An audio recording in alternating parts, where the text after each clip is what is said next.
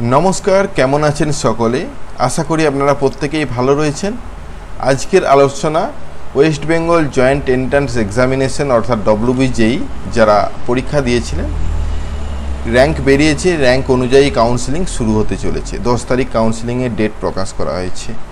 আপনি এই ডেটটা জানেন কিন্তু আজকের আলোচনা কাউন্সেলিং এর সম্পূর্ণ পদ্ধতি কি, কাউন্সেলিং এর আগে কি কি ডকুমেন্টস প্রয়োজন, যদি কোনো কলেজ সিলেক্ট হয় সেই কলেজে কি করতে হবে বা সেখানে কি কি ডকুমেন্টস নিয়ে যেতে হবে, এই সমস্ত বিষয়গুলো। তাছাড়া সরকারি বা বেসরকারি কোন কোন কলেজে কতগুলো সিট রয়েছে, অ্যানেক্সার এ অ্যানেক্সার বি বা A1 A2 অ্যানেক্সার বি সাবমিটের পদ্ধতি কি, যারা TFW ইয়েস করেছেন তাদেরকে কোন ফরম্যাটে সই করে নিয়ে যেতে হবে, কোথা থেকে সিগনেচার করিয়ে আনতে হবে, সম্পূর্ণ তথ্য কিন্তু আজকে আমরা আমাদের এই ভিডিওর মধ্যে দিতে চলেছি।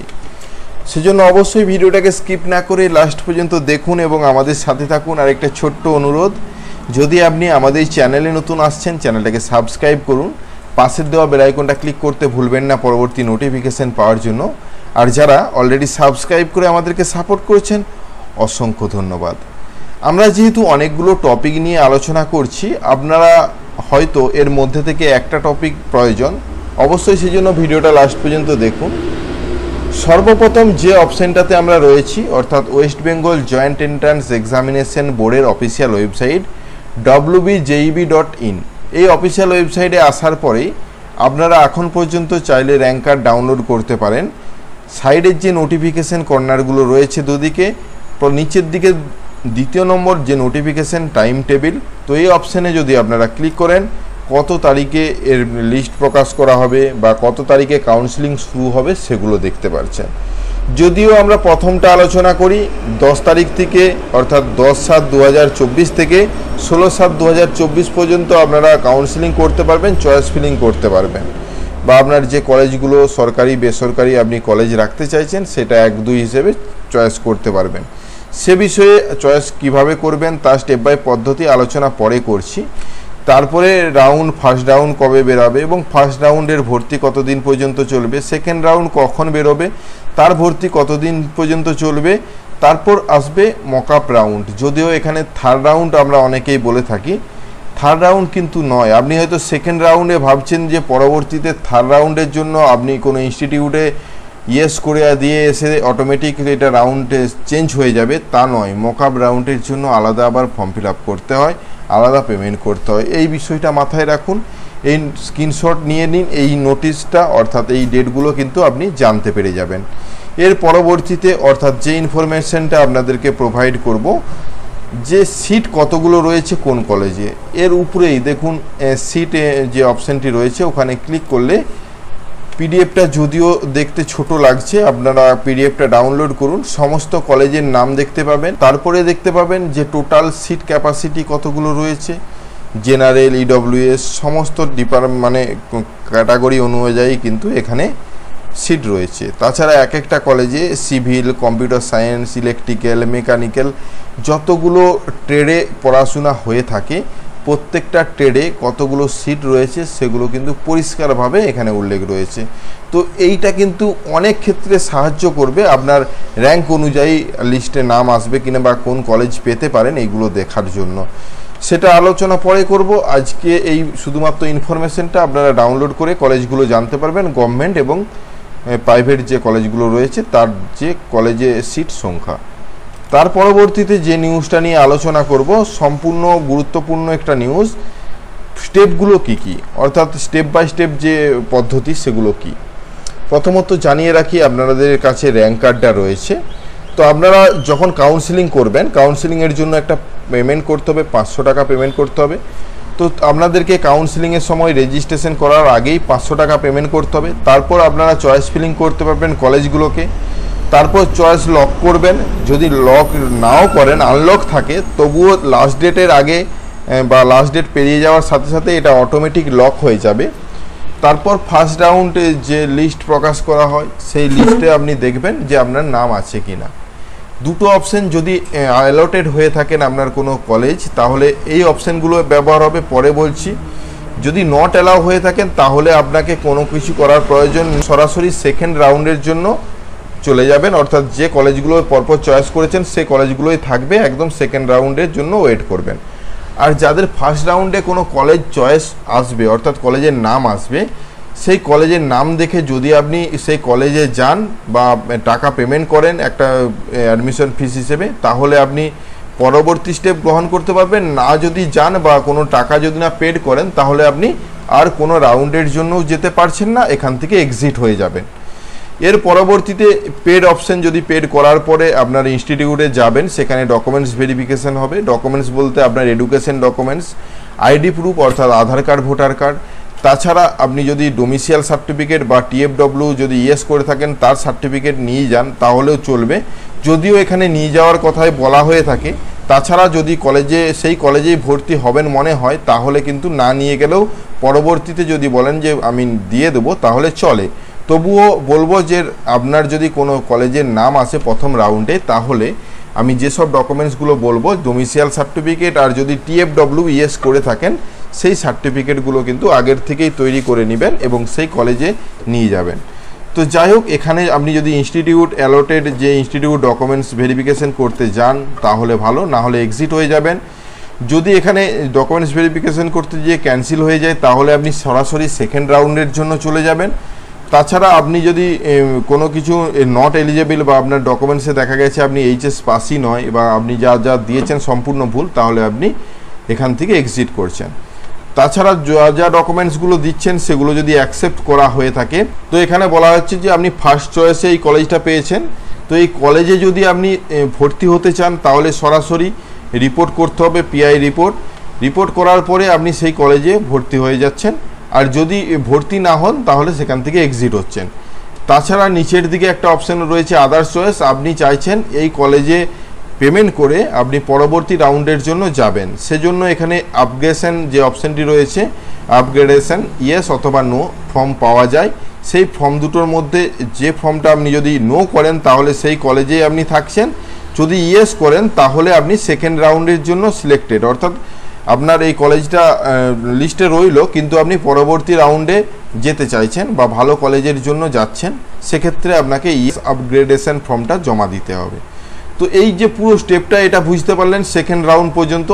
একইভাবে সেকেন্ড রাউন্ড সম্পূর্ণটা একই পদ্ধতি এখানে কিন্তু উল্লেখ রয়েছে। যাই হোক, মকআপ রাউন্ডের জন্য আলাদা ফর্ম ফিল আপ করতে হবে, মকআপ রাউন্ডের জন্য আবার ফিস পেমেন্ট করতে হবে, আবার ইনস্টিটিউট চয়েস করতে হবে, সেগুলো নিয়ে আলোচনা নয়। এখনও ফার্স্ট রাউন্ডই কমপ্লিট হোক, তার পরবর্তীতে আপনারা বুঝতে পারবেন। ভিডিওটা যদি মনে হয় যে ইনফরমেটিভ, তাহলে অবশ্যই লাইক এবং শেয়ার করুন, কারণ আমরা যে ইনফরমেশনগুলো প্রোভাইড করি অথচ ভিউ বা সাবস্ক্রাইবারের অভাবে প্রত্যেকের কাছে পৌঁছাচ্ছে না, সেজন্য আপনাদের কাছে অনুরোধ ভিডিওটা শেয়ার করে দিন, যাতে এই ইনফরমেশনগুলো সকলেই জানতে পারে। এর পরবর্তীতে যে ইনফরমেশনটা, অর্থাৎ কি কি ফর্ম নিয়ে যেতে হবে, যে ফর্মের কথা বললাম সেই ফর্মগুলো আমি কোথা থেকে পাবো। দেখুন, এই অফিসিয়াল ওয়েবসাইটে সাইডে ইনফরমেশন বুলেটিন WBJEE 2024 যে অপশনটি রয়েছে, এখানে যদি ক্লিক করেন সম্পূর্ণ এদের যে 53টা পেজের PDF সেটা কিন্তু আপনাদের সামনে ওপেন হবে। এই 53টা পেজের মধ্যেই সম্পূর্ণ ইনফরমেশনগুলো লুকিয়ে রয়েছে। প্রথমত আপনাদেরকে জানিয়ে রাখি, পারফর্মা A1, পারফর্মা A2 এটা হলো ডোমিসিয়াল সার্টিফিকেটের ক্ষেত্রে যারা ওয়েস্ট বেঙ্গলের বাসিন্দা। অবশ্যই এই দুটোর মধ্যে একটা দিতেই হবে, আপনি যে 10 বছর এখানকার বাসিন্দা তার প্রমাণ। এই প্রমাণটা কিন্তু আপনি বিডিও অফিস থেকেও নিয়ে আসতে পারেন বা বিডিও সাহেবের সই করে বা অন্যান্য এক্সিকিউটিভ অফিসারের সই করেও আনতে পারেন। তাছাড়া সবচেয়ে বেটার হয় স্কুল থেকেও সিগনেচার করা যাবে, স্কুলের যে হেডমাস্টারমশাই রয়েছেন। আপনি বুঝবেন কি করে যে কোনটা স্কুল কোনটা বিডিও অফিস থেকে সই করিয়ে আনতে হবে? দেখুন, যেটাতে স্কুলের কথা উল্লেখ থাকবে, অর্থাৎ এইচএস কোন স্কুল থেকে পাস করেছেন সেটাতে স্কুলের হেডমাস্টারমশাই সই করবেন, সিল দিবেন, স্ট্যাম্প দিবেন, ফটো আপনার একটা লাগাতে হবে এবং সম্পূর্ণ ব্লক লেটারে ফিল করবেন এই বিষয়টা, ফর্মটা। এই দুটোই যে প্রয়োজন তা নয়, যে কোনো একটা আপনার যদি করা থাকে তাহলে আরেকটা করার প্রয়োজন নেই। একই ক্ষেত্রে এইখানে অর্থাৎ অ্যানেক্সার A1 এর ক্ষেত্রে বিডিও সাহেব সই করবেন। এর মানে হলো আপনি যে 10 বছর ধরে পশ্চিমবাংলার বাসিন্দা তার জন্য। তাছাড়া আমি যে বলছি কোনটা কে সই করবে সেটা কোথায় দেখতে পাবেন, দেখুন আমরা যদি একটু উপরের দিকে যাই, একটা 16 নম্বর পেজে রয়েছে এই অপশানটা, অর্থাৎ ইনফরমেশন অপশানটা ডাউনলোড করুন। এখানে দেখবেন পরিষ্কারভাবে উল্লেখ রয়েছে এই পারফর্মা A1 বা পারফর্মা বি যারা যারা সিগনেচার করবেন, অর্থাৎ district magistrate, additional district magistrate, deputy magistrate, deputy collector, sub divisional officer, block development officer, অর্থাৎ এখান থেকে আপনারা সিগনেচার করিয়ে আনতে পারবেন। তাছাড়াও নিচে অনেক ধরনের অপশান রয়েছে, যে কোনো একজন ব্যক্তির কাছ থেকে কিন্তু আপনি স্ট্যাম্প এবং সিলমোহর দিয়ে সিগনেচার করিয়ে অ্যাটেস্টেড করিয়ে আনতে পারেন। এতগুলো লিস্টের মধ্যে রয়েছে। এরপর পারফর্মা পারফর্মা A2টা শুধুমাত্র স্কুলের, যেহেতু সেখানে স্কুলের যিনি হেড রয়েছেন ওনার কাছ থেকে সিগনেচার করিয়ে আনতে হবে, কিন্তু আপনি যে স্কুলে পড়াশোনা করেছেন HS সেখান থেকে করে আনবেন। তো এই বিষয়টা আপনারা বুঝতে পারলেন। এর পরবর্তী যে ফর্মটা রয়েছে সেটাতে যাই, অর্থাৎ হচ্ছে পারফর্মা বিটা কিন্তু তাদের জন্যই প্রয়োজন যারা ওয়েস্ট বেঙ্গলের বাসিন্দা নয়। পারফর্মা বিটাও কিন্তু সিগনেচার করবে 16 নম্বর পেজে, যে বিডিও অফিস থেকেও করা যাবে, SDO থেকেও করা যাবে, অর্থাৎ তাদের মাধ্যমে এই যে সিগনেচার করিয়ে আনতে হবে। কিন্তু সরাসরি বিডিও বা SDO অফিস থেকে সিগনেচার করা হবে না। আপনি যদি পঞ্চায়েত এলাকায় হয়ে থাকেন সেখান থেকে অবশ্যই আগে সার্টিফিকেট নেবেন, তবেই কিন্তু সিগনেচার করা হবে, অর্থাৎ পঞ্চায়েতেরটা আগের থেকেই নিয়ে রাখুন। এটা যারা ওয়েস্ট বেঙ্গলের নয় তাদের জন্য। তারপর হচ্ছে প্রুফ অফ ইনকাম, অর্থাৎ ইনকাম সার্টিফিকেট কাদের প্রয়োজন? যারা TFW কোটাতে ভর্তি হচ্ছেন। TFW টিউশন ফিস ছাড় হয়ে থাকে। আপনি যখন ফর্ম ফিল আপ করেছিলেন TFW যদি ইয়েস করে থাকেন, অর্থাৎ আপনার পারিবারিক ইনকাম 2.5 লাখ টাকার নিচে, আপনার যে পারিবারিক ইনকাম 2.5 লাখ টাকার নিচে সেটা কিন্তু আপনি বললে হবে না, সেখান থেকে আপনাকে সিগনেচার করিয়ে আনতে হবে বিডিও বা SDO অফিস থেকে, যেটা আমরা আলোচনা করছিলাম। হ্যাঁ, এই ফর্মটাই আপনাদেরকে আগে বার করতে হবে। তার আগে আপনার যদি পঞ্চায়েত এলাকায় হয়ে থাকেন পঞ্চায়েত থেকে একটা ইনকাম সার্টিফিকেট নিতে হবে যেটা 2.5 লাখ টাকার নিচে। তারপর সেটাকে অনলাইনে ইনকাম সার্টিফিকেট বের করবেন। অনলাইনটা বের করা হয়ে গেলে বা না হলেও সেই কপিটা, অ্যাপ্লিকেশন কপিটা নিয়ে যাবেন বিডিও অফিসে, সমস্ত ডকুমেন্টস সাথে নিয়ে যাবেন, তবেই কিন্তু আপনাকে এই সার্টিফিকেটটা প্রোভাইড করা হবে। তো এই দুটোই জেনারেল ক্যান্ডিডেটদের জন্য প্রয়োজন, সেজন্যই ফর্মটা বারবার করে দেখাচ্ছি। অবশ্যই আপনি এই ফর্মগুলো কিন্তু ডাউনলোড করে আগের থেকে করে রাখলে খুবই ভালো হয়। যদি চান যে লিস্টে নাম আসলেই করব তাহলেও কিন্তু চলবে। যাই হোক, আজকে অনেকটা ইনফরমেশন আপনাদেরকে প্রোভাইড করলাম। ওয়েস্ট বেঙ্গল জয়েন্ট এন্ট্রান্স এক্সামিনেশনে যারা কাউন্সিলিং করাতে যাবেন বলে ভাবছেন তাদের উদ্দেশ্যে এই ভিডিওটা ছিল। আপনার কোন পার্টটা ভালো লেগেছে, কোনটা গুরুত্বপূর্ণ সবচেয়ে মনে হয়েছে, সেটা অবশ্যই কমেন্ট করতে ভুলবেন না। আপনার ভিডিওটা দেখে আপনি কতটা সন্তুষ্ট সেটাও কিন্তু জানাতে ভুলবেন না।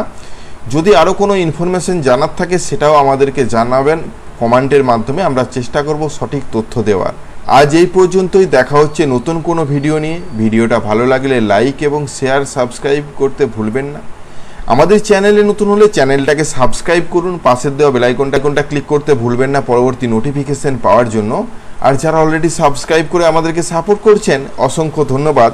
এভাবেই পাশে থাকবেন। দেখা হচ্ছে নতুন কোনো ভিডিও নিয়ে। ধন্যবাদ।